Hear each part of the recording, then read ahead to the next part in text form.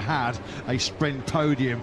It's not a given at this stage early on, but he's going to end this first lap, a brilliant first lap on the Frenchman in P2. Acosta then has had the dream first lap as Sarko gets gobbled up by the top speed of that factory, the Cathy GP26 in the hands of Alex Marquez.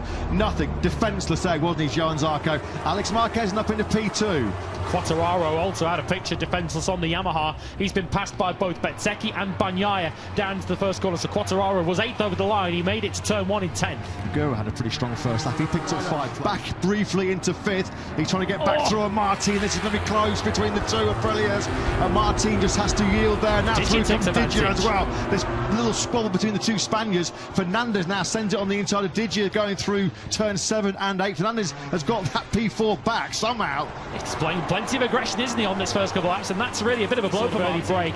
And Alex Marquez so good through these right-handers to end the lap, and it's giving him a great run now and Acosta down the main straight. Yes, fastest rider on the circuit right now is Alex. He's going to go side by side with Pedro Acosta. Acosta's got the inside line. Can Alex go the long way around? Can't go the long way around, but he's the fastest rider on circuit is Alex, a 1:39.209. Pressure building here on Acosta. That's what Acosta's got to do. He's got to force Alex Marquez to go down his left and therefore put him on the outside line for turn 1, but at the moment snatching the lead here. Fernandez close up and side. Oh, Martin! Martin's gone down. Well, it's now a quartet of crashes here in Catalonia for Jorge Martin. He won't be taking the lead in the World Championship, will he? Jorge Martin then, for the 4th time on what so far has been a horrendous Catalan Grand Prix. Fresh off the back. This time, it looked like it was all on his own. Once again, Acosta, look, he tried this time to hold the right-hand side, but Alex Marquez wouldn't let him, and the 73 takes the lead. Fernandez behind also, looking to take 3rd place. Well, this morning, Pedro Acosta set the fastest ever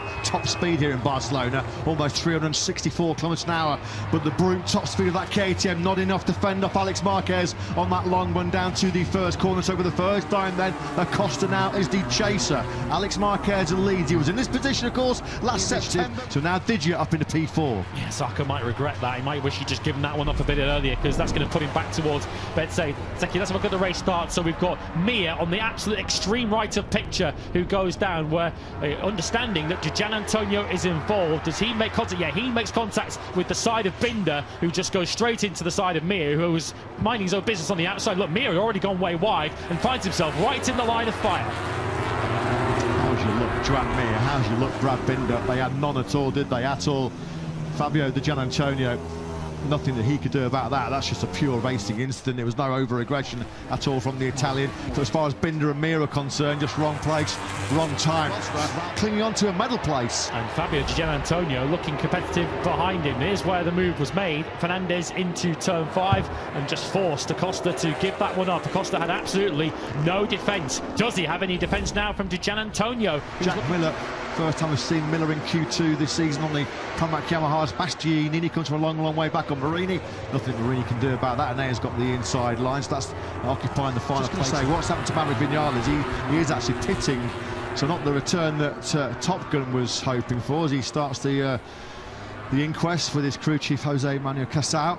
Maverick Vinales then is out early retirement, factory and brilliant teammate for a good period of time in 2027 and beyond. But yeah, this is the top ride by Zarco, keeping himself in those 39s. He's 3/10s behind the pack ahead of him, but 39.9s. He's getting a lot of good data for the Grand Prix here tomorrow, isn't he, the Frenchman? Bagnaia is past Bezzecchi according to the timing tower on left-hand side of your screens. Off screen, what was the gap between him? It was nearly 4/10 of a second earlier in the lap. So has Bez made a mistake somewhere? Either way, Bezzecchi's now back to 7th place, and what was a 4 points position is now just 3 points. You'll see him at the top of the picture. Bagnaia is now ahead of his fellow Italian. He's going to be sore. He's going to be hurting, isn't he, at the moment? Bezzecchi, a real nasty sort of tumble-dry crash he had this morning. Well, there will be no further action involving that incident at the first corner. That's just classic turn 1 Barcelona, unfortunately. How often do we see... Not be too far down the track, will it? 1:39.808. He's got the pace as Acosta, has certainly got the pace to attack Fernandez. Can he get the KTM stopped into turn 10? Of course he can. He's so good on the front end